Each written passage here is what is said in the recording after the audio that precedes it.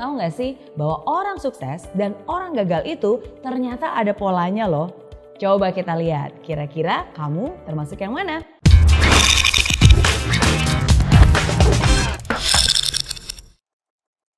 Apakah kamu ingin sukses?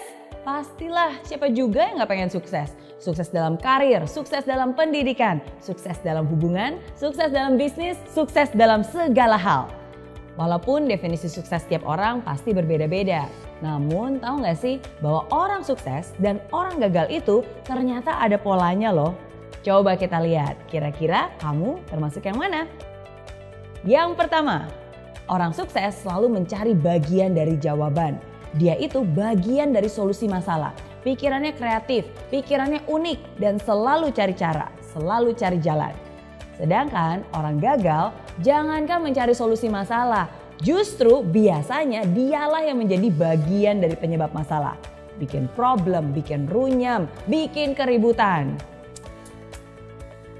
Hal kedua, orang sukses selalu mau belajar. Mereka terbuka terhadap segala macam informasi baru dan mereka itu mau menyerap bagaikan spons.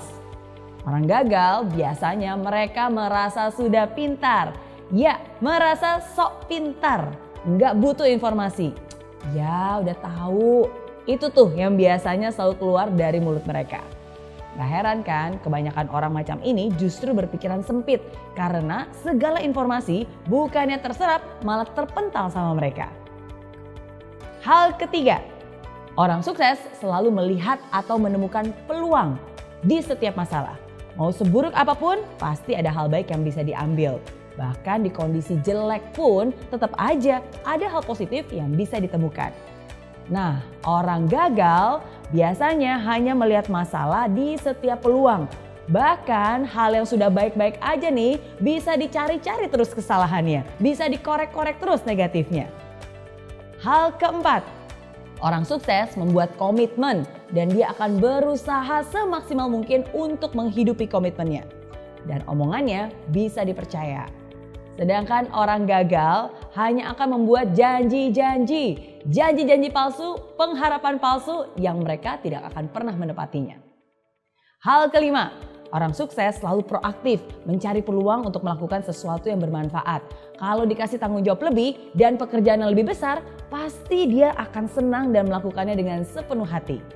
Sedangkan orang gagal hanya akan melempar tanggung jawab atau menghindar dari pekerjaan yang besar. Jangan deh, ntar kerjaan nambah. Aduh, jangan deh, ntar waktu lemburnya nambah, ntar stresnya yang nambah. Itu komentar orang-orang gagal. Hal keenam, orang sukses suka membantu orang lain. Dia nggak takut kompetisi. Bersama-sama mereka bisa raih kemenangan. Karena orang sukses yakin bahwa kesuksesan itu bisa dicapai dengan lebih mudah bila dilakukan bersama-sama. Saling bantu-membantu untuk bisa meraih impian yang dicita-citakan. Sedangkan orang gagal nih cenderung meraih kemenangan dengan cara menjatuhkan orang lain. Hal yang dipikirkannya adalah, gimana ya caranya menang supaya saya bisa ngalahin orang itu? Gimana caranya supaya saya bisa naik setinggi-tingginya sedangkan orang itu bisa jatuh terinjak-injak? Dan lebih parah lagi nih, orang gagal itu selalu senang lihat orang lain susah dan susah lihat orang lain senang. Hal ketujuh, orang sukses kalau salah ya ngaku. Dia akan memperbaiki diri, dia akan rendah hati dan mau belajar lagi. Orang gagal boro-boro terima kritikan. Orang udah jelas-jelas salah aja pasti gak mau ngaku. Biasanya hanya menyalahkan orang lain. Kenapa belum sukses? Bukan salah saya. Salah bosnya, salah anak buahnya, salah istrinya, salah tetangganya. Semua salah. Kecuali dirinya sendiri. Itu ciri orang gagal. Nah, itu dia bedanya kebiasaan orang sukses dan orang gagal.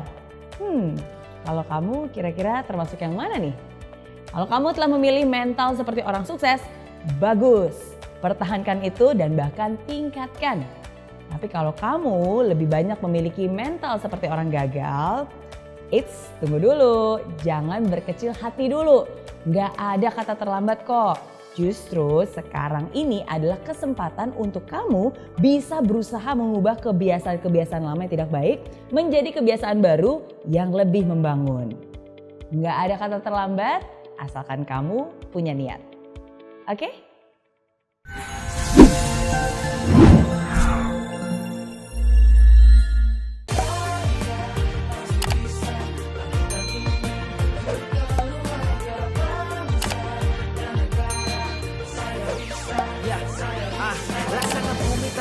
bujang hidup tanpa tujuan, kering dan mati tanpa hijaunya tumbuhan.